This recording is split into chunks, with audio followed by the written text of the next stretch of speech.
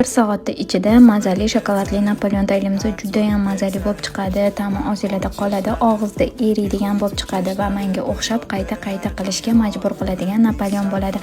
Birinchi bo'lib idishimizga qirg'ichdan chiqarib olgan margarinimizni solamiz, ustiga unni solib yaxshilab urvoq qilib olamiz. Yaxshilab urvoq qilganimizdan keyin ustiga kakaoni ham solib bir xil qilib aralashtirib olamiz. Ozroq tuz, tuxum va muzdek suv solib yumshoqqina xamir qilamiz. Yumshoqqina xamirimizni 7 bo'lakka bo'lib olamiz. 7 bo'lakka bo'lganimizdan keyin har bittasini kichkina qilib zuvalachilar qilib olib, listimizni razmerida katta qilib, yupqa qilib yoyib olamiz va listimizni orqasiga qo'yib xamirlarimizni 15 minut davomida pishirib olamiz.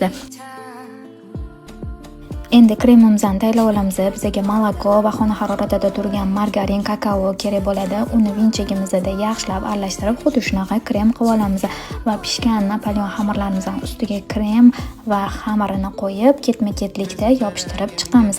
Eng ustiga xamirni urvoq qilib, xuddi shunaqa qilib chiroyli qilib sepib olamiz. Xuddi shu usulda sizlar ham tayyorlab ko'ringlar. Qancha masalliq ishlatganimni opisaniyada yozib qolaman. Menga obuna bo'linglar, like bosishni unutmanglar. Tayyorlab ko'rganinglardan keyin kommentariya kutib qolaman.